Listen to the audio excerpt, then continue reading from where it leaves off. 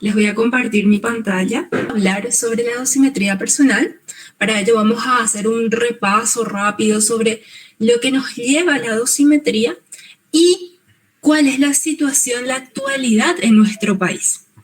Entonces, primero que nada necesitamos recordar que la energía nuclear es utilizada en diversos tipos de aplicaciones. Tiene usos pacíficos como no pacíficos. Nosotros hoy en día vamos a enfocarnos en los usos pacíficos de las tecnologías nucleares.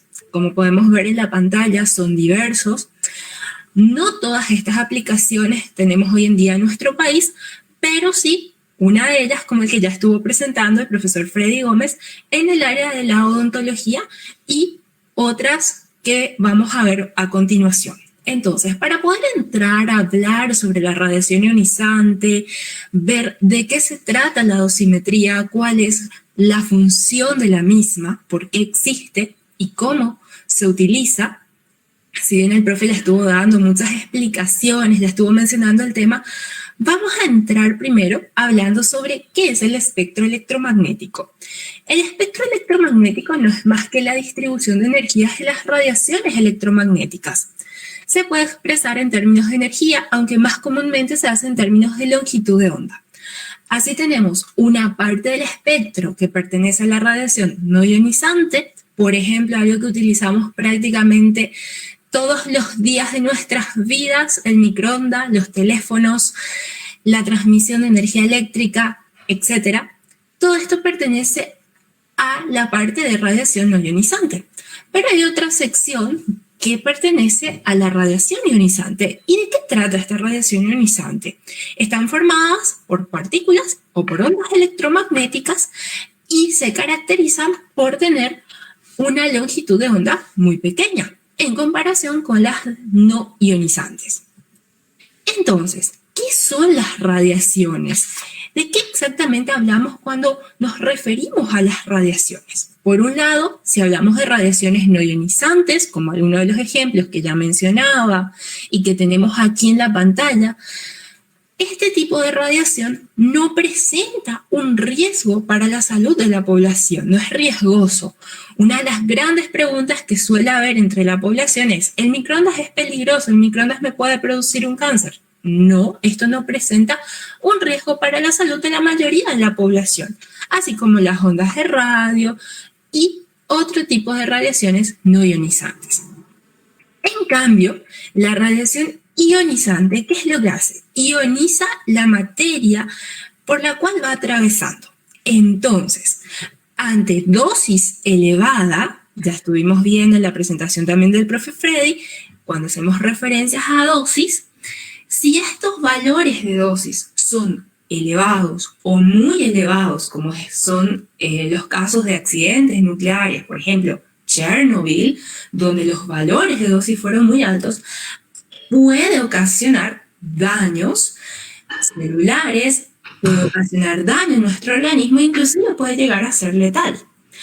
Pero toda nuestra vida abarca un riesgo. Salir de nuestras casas es riesgoso hoy en día. Asumimos ese riesgo en base a un beneficio. Asimismo, las radiaciones ionizantes, si se emplea correctamente, se toman todas las medidas precautorias recomendadas que ya están establecidas por reglamentaciones, etc., se pueden tener amplios beneficios. Entonces, ¿estas radiaciones ionizantes son algo que inventó el hombre? No. Fue descubierto por un científico. Más científicos lo fueron estudiando, encontrando diferentes tipos de aplicaciones, pero tienen un origen natural. Es así que el ser humano evolucionó en un ambiente radiactivo. El cuerpo humano está preparado para vivir en un ambiente de radiación natural. Es más, en nuestro cuerpo, o cuando consumimos alimentos, consumimos pequeñas cantidades de material radiactivo de origen natural, como lo es el potasio 40 presente en las bananas, o también nuestro cuerpo que tiene carbono 14. Estamos expuestos naturalmente a rayos cósmicos, todos ellos radiaciones ionizantes de origen natural. Entonces, ¿qué pasa? ¿Por qué hay que estudiar? ¿Por qué esas medidas precautorias que nos estaba mencionando el profesor ¿Qué es lo que pasa aquí? Bueno, también existen radiaciones de origen artificial que son utilizadas en diferentes tipos de aplicaciones y para las cuales tenemos que tomar determinadas medidas precautorias de tal manera poder seguir gozando de esos beneficios que nos produce, como lo son para el diagnóstico o para el tratamiento. Entonces, vamos a conocer un poquito más sobre la radiación ionizante. Por un lado, podemos tener ondas electromagnéticas, como ya mencionamos al inicio, por ejemplo los rayos gamma o los rayos X, tienen una característica ondulatoria, una naturaleza ondulatoria, pero también pueden ser partículas, por ejemplo las partículas alfa, las partículas beta. Todas ellas interaccionan con la materia de diferente manera e ionizan a medida que van interaccionando. Es así que cada una tiene un diferente nivel de penetración, un poder de penetración diferente. Algunas, como las partículas alfa, son partículas muy grandes, muy pesadas en comparación con las partículas beta. Por ende, pueden ser frenadas por unos metros de aire o inclusive por la mano. En cambio, las partículas beta son partículas más livianas que no son frenadas con unos centímetros nada más de aire, sino que ya necesitan un material un poco más denso para ser frenado, por ejemplo, el aluminio.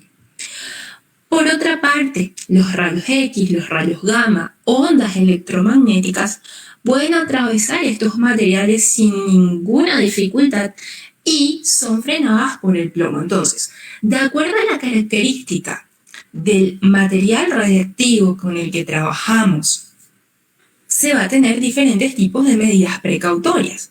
Si se está trabajando con una fuente de rayos gamma, se necesita plomo para poder protegerse. En cambio, si estás trabajando con una fuente alfa, ya sabes que las medidas precautorias van a ser diferentes.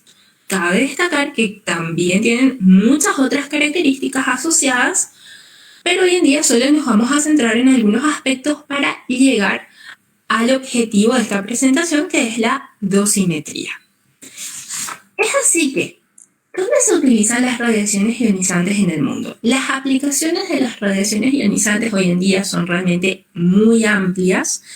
En la medicina, en la hidrología, en la agricultura, minería, industria, medio ambiente, electricidad, arte, son muy amplias las aplicaciones. No todas tenemos en nuestro país. Por ejemplo, irradiadores de alimentos no hay en nuestro país, pero sí tenemos las aplicaciones en el área médica, en el área de la hidrología, de la agricultura. Y conforme van transcurriendo los años también, vamos teniendo más aplicaciones de las tecnologías nucleares, siempre usos pacíficos. En Paraguay, ¿qué tenemos hoy día? Tenemos en el área de la salud, como ya vimos en la presentación anterior, en el área de la industria, de la agricultura, de la investigación, servicio técnico y otras aplicaciones ya en un menor porcentaje.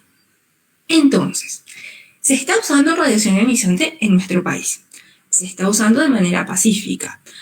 Esas personas que trabajan con radiación ionizante están expuestas a un valor mayor al habitual, a un valor mayor del que está expuesta una secretaria o una persona, un docente, una persona que no trabaja con radiación ionizante. Entonces, esa persona que trabaja con radiación ionizante necesita conocer a cuánto está siendo expuesto debido a esa actividad laboral que realiza. Esa actividad laboral que realiza representa un beneficio para la población. Entonces, si la radiación tiene tantos beneficios, si es tan útil para la humanidad, ¿por qué necesitamos protegernos de la radiación? Bueno, porque por su propia característica, al ionizar la materia y si no se utiliza adecuadamente, esto puede producir un daño.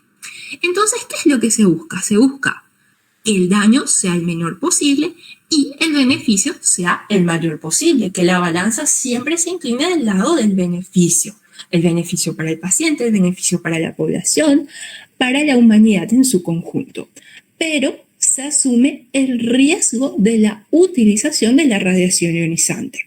Entonces, en el siglo XIX fueron descubiertos los rayos X. A partir de aquí iniciaba toda la serie de descubrimientos e inicio de las aplicaciones de las tecnologías nucleares y se empieza a observar los efectos que esto acarrea.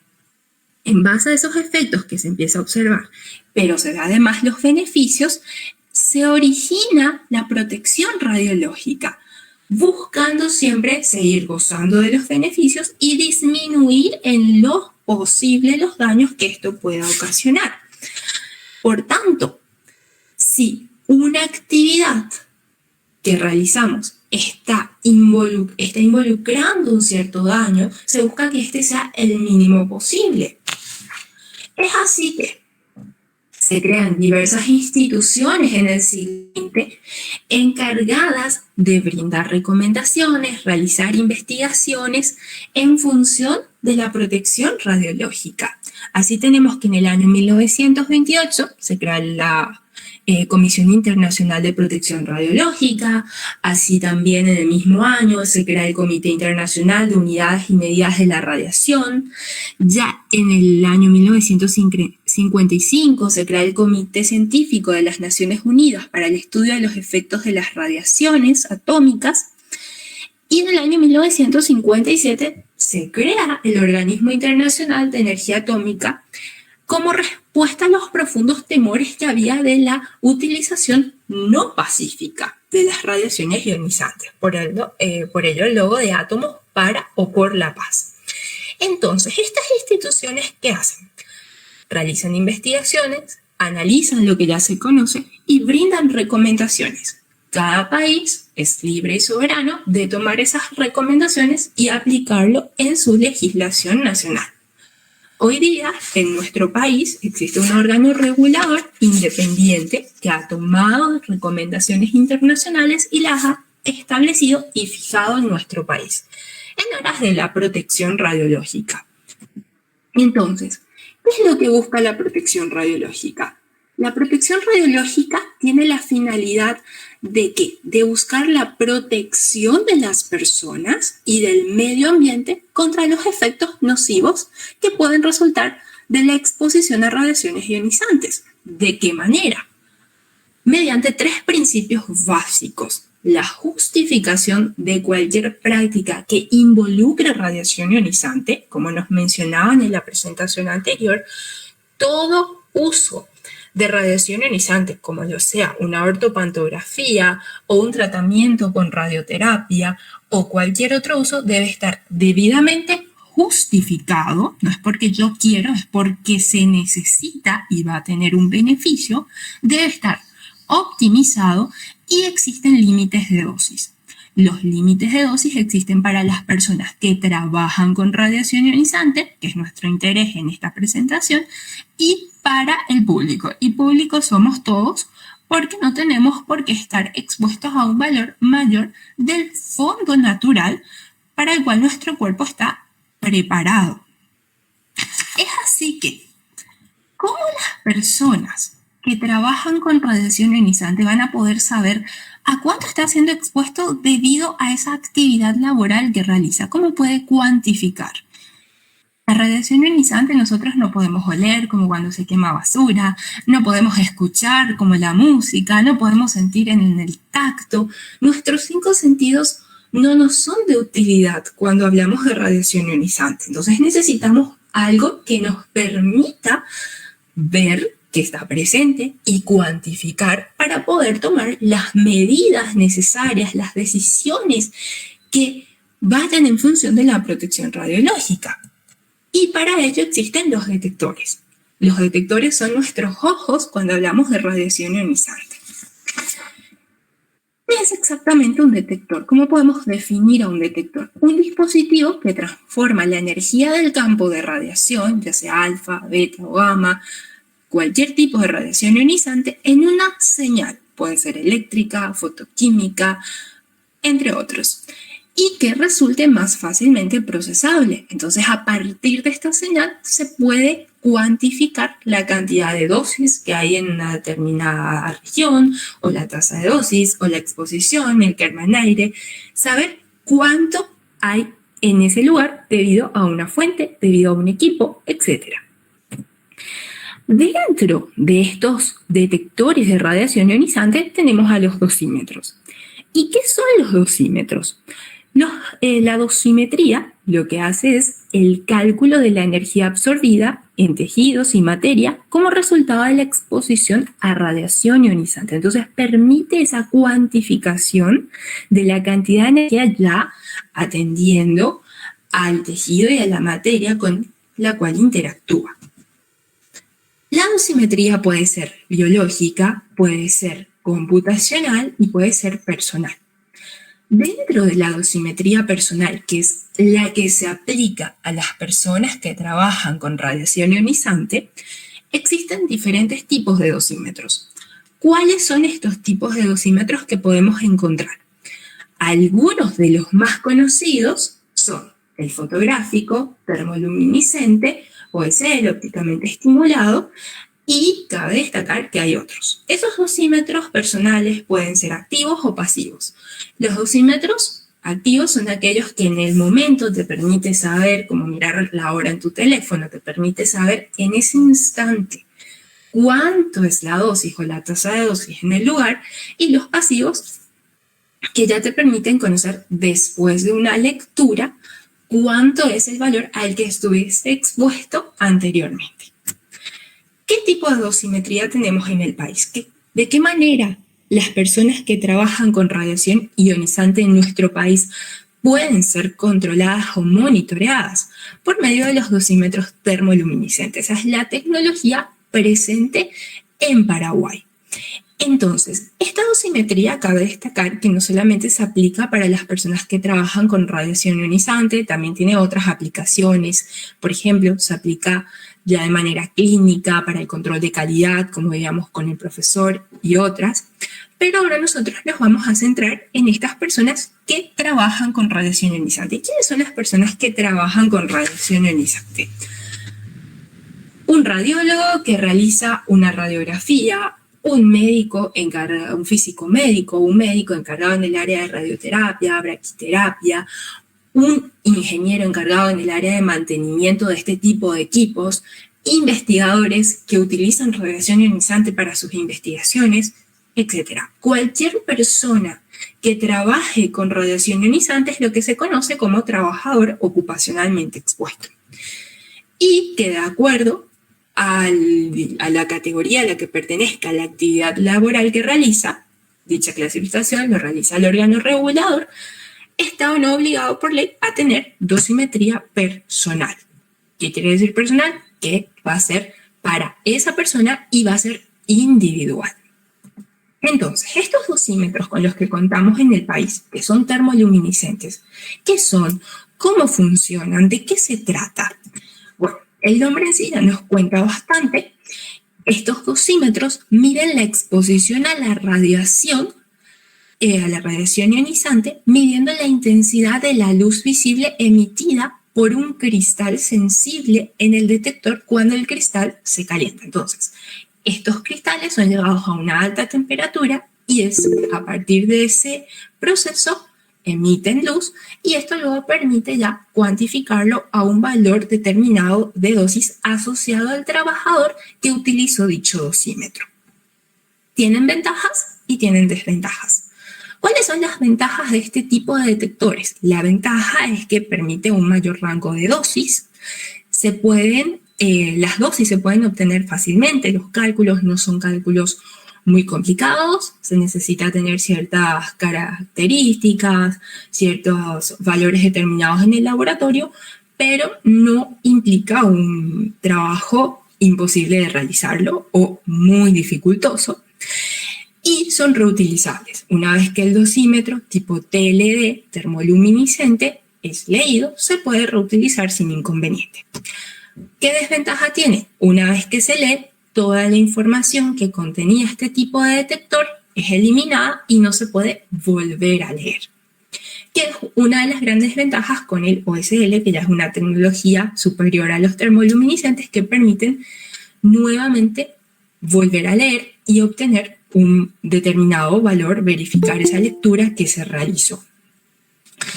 Ahora, Estos TLD son aplicables a situaciones de exposiciones de trabajo, pero también se pueden utilizar para casos de emergencia. Entonces, en el país tenemos la capacidad para monitorear a nuestros trabajadores y también poder actuar ante una emergencia. Esperemos nunca ser, pero hay la capacidad. ¿Cómo se ve un dosímetro? ¿Es algo grande? ¿Es algo pesado? La gran pregunta siempre, ¿es algo peligroso? No. Un dosímetro, al menos los dosímetros utilizados en nuestro país, tienen esta estructura, esta forma, esta carcasa negra que es simplemente un plástico que lo recubre. Tiene una protuberancia que equivale al tejido. Detrás de esta posición está situado el cristal que realiza esta medición. No es pesado, no tiene más de 100 gramos, es liviano, es pequeño, lo lleva a la altura del tórax. No es peligroso, es una de las grandes preguntas que siempre existe entre la población de si esto me va a producir algún daño. No, esto no es radiactivo, él acumula toda la información que le llega. ¿De qué manera? Por medio de, volvamos a la presentación anterior, por medio de la característica que tiene, que es justamente la radiación ionizante, llega a los electrones, estos electrones son llevados y luego quedan atrapados en la banda prohibida, y una vez que se calienta, que es llevado a una alta temperatura, esos electrones son liberados, emiten luz y eso es lo que luego se cuantifica. Entonces, no es peligroso, no representa ningún riesgo para la salud del trabajador, del TOE. Y veamos cuál es la situación de la dosimetría entonces en nuestro país. Ya sabemos qué tipo de dosímetros se utiliza en nuestro país, quiénes son monitoreados con este tipo de dosímetros. ¿Quién realiza esa actividad? Bueno, esa actividad la realiza el Laboratorio de Dosimetría Personal Termoluminiscente, ubicado dentro de la Comisión Nacional de Energía Atómica en el área de gestión de servicios de la tecnología nuclear. Cabe destacar que esta es una dependencia del rectorado de la Universidad Nacional de Asunción. Este laboratorio tiene sus inicios antes del año 1990, iniciando como un laboratorio solamente para las personas que trabajaban en ese entonces en la CNEA, y ya luego del año 1990, ya a finales del siglo XX, inicia ya como un proveedor de servicio a la población paraguaya. Asimismo, este servicio es un servicio prestado a todo aquel que lo solicita y cumple con los requisitos administrativos y documentales correspondientes. El laboratorio es un laboratorio con capacidad tanto en recursos humanos como capacidad técnica para poder brindar este tipo de servicio a la población paraguaya. Asimismo, se monitorea hoy en día a una gran diversidad de trabajadores ocupacionalmente expuestos, los cuales vamos a ver a continuación, en breve. ¿Cuál es esa capacidad técnica que tiene el laboratorio? Hoy en día utilizamos cristales de fluoruro de litio. Se realiza el monitoreo de la dosis equivalente personal a 10 milímetros de profundidad, más conocida como HP10. Se utilizan los dosímetros como los que veíamos anteriormente, voy a amplificar un poco aquí la imagen, que son los dosímetros termoluminiscentes. La recomendación, utilizarlo siempre a la altura del tórax con la protuberancia que ya les mostraba para afuera. Un error muy común, si tenemos aquí entre el público presente a compañeros del área de trabajadores ocupacionalmente expuestos, es un error muy frecuente utilizarlo con el nombre para afuera. Siempre tiene que ir con esta protuberancia para afuera. ¿Por qué? Porque es el equivalente del tejido. Veámoslo aquí nuevamente. Esto siempre tiene que quedar para afuera porque es el que realiza esa equivalencia de cuánto estaría recibiendo ese trabajador, cuánto estaría recibiendo Yulisa Armoa a 10 milímetros de profundidad de la piel por la actividad laboral que realizó. Asimismo, estos dosímetros deben ser utilizados de manera individual y cabe recalcar porque de esa manera Yulisa Hermoa va a saber cuánto ella recibió por esa actividad que realizó. Y únicamente se lo utiliza en el momento de la actividad que involucra radiación ionizante. Yulisa Hermoa va a ir a hacer una radiografía a un paciente, se pone su dosímetro para realizar esa actividad. Yulisa Hermoa va a ir a tomar un rato un café en la cantina del hospital, no necesita su dosímetro, lo deja fuera del área de trabajo. Esas y otras recomendaciones que siempre brindamos desde el laboratorio.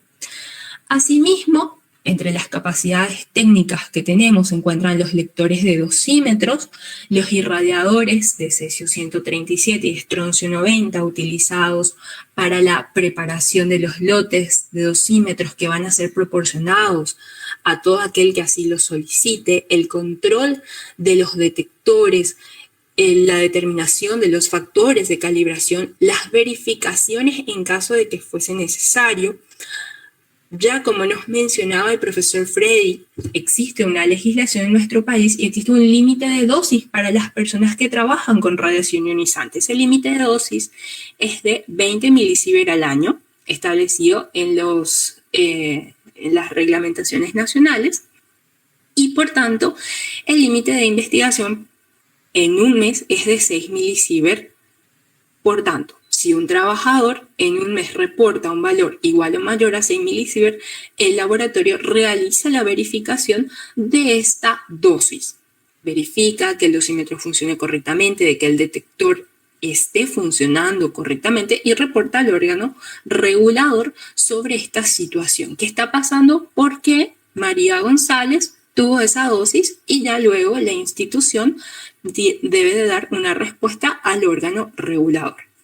Además, estamos en trabajo de poder implementar la dosimetría ya para cristalino y para extremidades, para las áreas que así lo necesiten, como son, por ejemplo, medicina nuclear, ya en un futuro próximo poder sacarlo. Tenemos ya la capacidad en el área técnica, ahora falta poder implementarlo ya a la población, pero ya existe un trabajo previo realizado.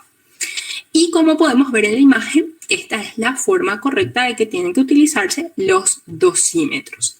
El rango de energía de los dosímetros utilizados va entre 1 keV y 1,5 MeV. El rango de dosis va entre 10 microsievert y 1 sievert.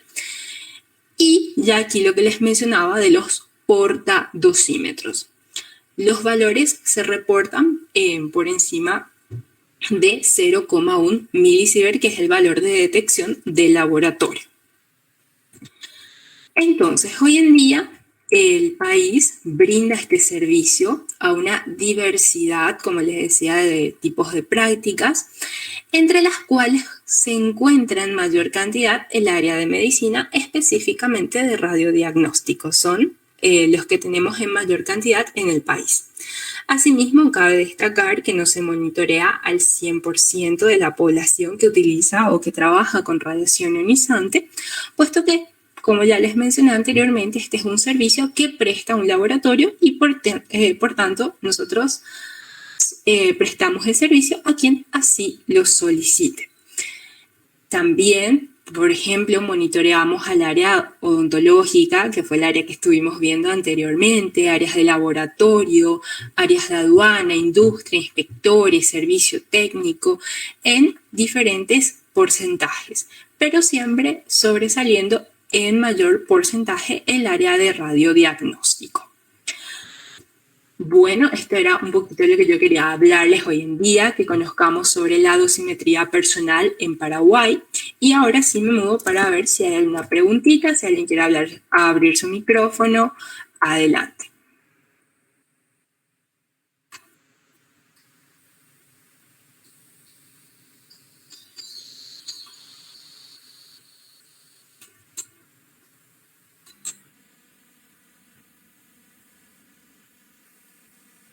Entonces, si no hay consultas, profe Shirley, ¿estás por ahí? Sí, sí, estoy acá, profe Yulisa. Muchas gracias por compartir un poco de tu experiencia con nosotros y también para todos los que estuvieron presentes. He visto que hace rato levantaron la mano, no sé si accidentalmente, ¿verdad? Pero en vista que no hay consultas, no sé si más alguien más. Entonces, agradecemos nuevamente a todos. Hay una consulta. Buenas tardes, ¿qué tal? Adelante, le escucho, profesor.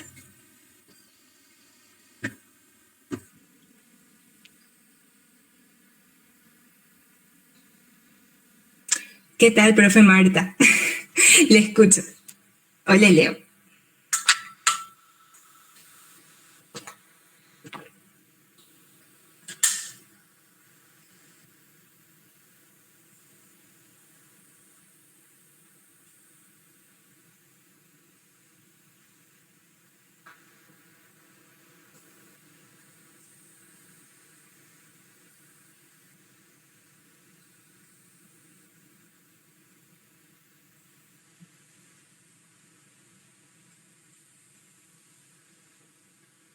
Muchas gracias por la pregunta, profe.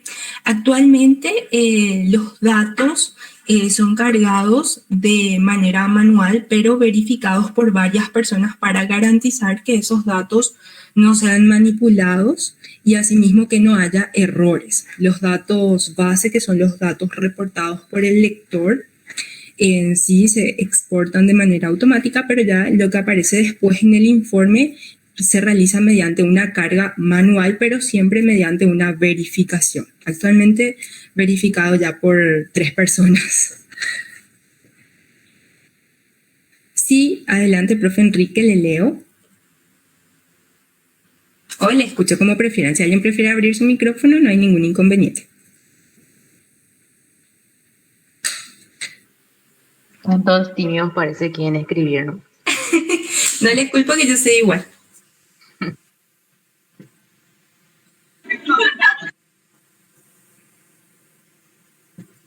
Igual, mientras aguardamos la consulta, está disponible el enlace de asistencia para después enviarles a sus correos el certificado de la participación, igualmente a la del profe Freddy, ¿verdad? Entonces, agradecería que completen también para nuestro reporte también de participación, justamente.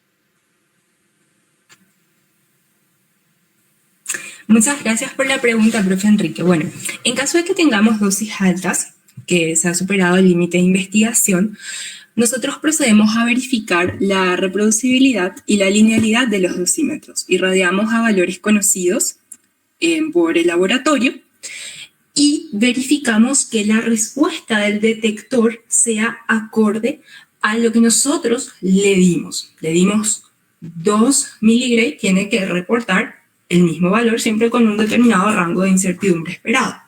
Así también verificamos que la desviación estándar de los detectores se encuentre dentro del rango permitido para el laboratorio. Entonces, se elige al dosímetro en cuestión. Si hubiese uno o si hubiese varios dosímetros que están reportando dosis altas, se los selecciona, se los separa del grupo, se lo coloca con el mismo grupo que ha sido calibrado, que tienen las mismas respuestas, y se lo irradia. Se lo irradia 3 veces.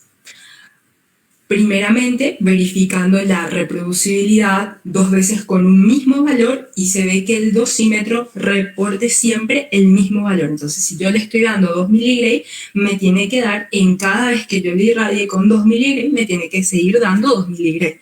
Si esa prueba pasa, se realiza ya la prueba de la linealidad, que el detector sea lineal en su respuesta. Yo le doy 2 miligray, me tiene que reportar 2 miligray, le doy 5 miligray, me tiene que reportar 5 miligray. Una vez realizado este proceso de irradiación, lectura, irradiación, lectura, irradiación, lectura, se verifica también la dosis cero o el background del detector, porque puede ocurrir que el detector esté siendo lineal, que esté siendo reproducible, pero que por determinadas condiciones tenga un background elevado. Eso tampoco es permitido. Entonces, se verifica el background, se verifica que la dosis cero del detector sea lo esperado, y si pasa estas 3 pruebas, significa que el detector está respondiendo correctamente. Es reproducible, es lineal y su dosis cero es correcta. Si alguna de estas tres pruebas no pasa, entonces ahí se lo separa y ya se da de baja al detector, ya se lo considera dañado. Siempre que ocurre esta situación en cualquier institución pública o privada, se realiza el proceso, se realiza a la vez un informe de verificación del detector y se lo envía al órgano regulador y se le entrega también una copia al cliente, para que ya luego ellos puedan dar una explicación de qué fue lo que sucedió. Si se encontró que estas tres pruebas pasó sin ningún problema, él o los detectores en cuestión, entonces el detector se sigue utilizando, porque se ha demostrado que el dosímetro perteneciente a Yulisa Armoa funciona correctamente.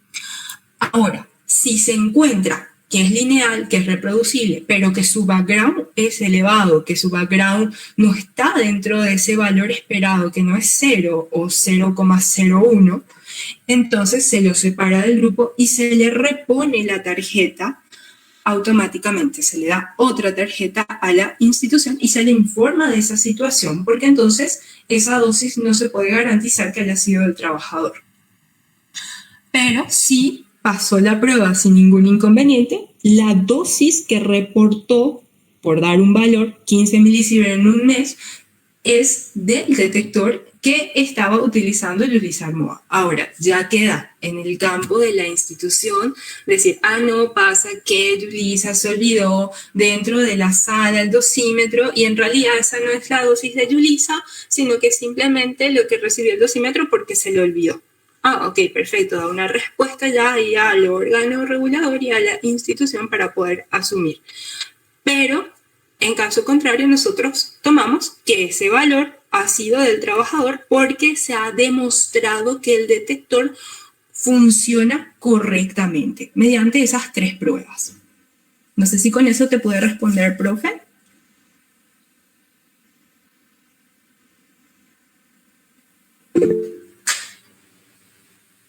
Adelante, profe Elsa. Todos tuyos.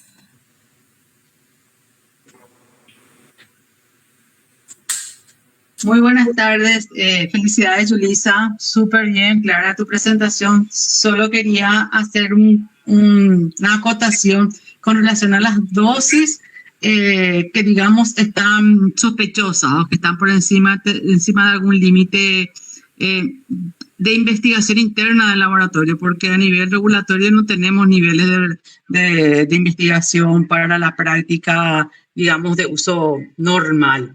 Es que no es que nosotros damos la dosis al trabajador, sino que ese valor de dosis que inicialmente era sospechoso se carga a su registro dosimétrico. O sea, no depende del laboratorio que sea o no la dosis del trabajador. O sea, nosotros como laboratorio lo que hacemos, como mencionaste, es ir cargando en el historial dosimétrico de la persona. Y ese valor que en algún momento pudo haber sido, se pasó de lo que se esperaba, se verificó que el detector está en condiciones operativas, el detector midió algo, ese algo, como estaba sujeto a una persona, se le carga a la persona en su registro dosimétrico. Pero no, es que nosotros decidimos que la dosis es de la persona. O sea, no tenemos ese poder, ¿verdad? Eso no me quería aclarar, así que no quede, no sé, en algún pensamiento mágico de que nosotros decidimos cuál dosis es o no del trabajador. O sea, que eso nomás quería aclarar. Gracias. Muchísimas gracias, profe Elsa. Aquí ella es la jefa del laboratorio y mejor respuesta no les pudo haber dado. Como dice la profe, nosotros simplemente podemos asumir lo del detector y ya no lo que es del trabajador. Muchísimas gracias, profe.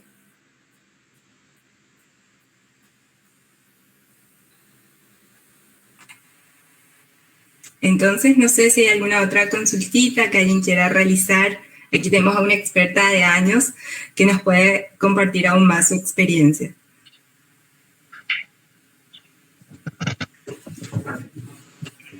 Ay, el profe Enrique, creo, Yulisa escribió de nuevo. Perdón. Discúlpame. Dice, perfecto, muchísimas gracias. Otra consulta. Para mediciones de tasa de dosis por una fuente de neutrones. ¿Hay alguna diferencia con relación si es por una fuente de fotones?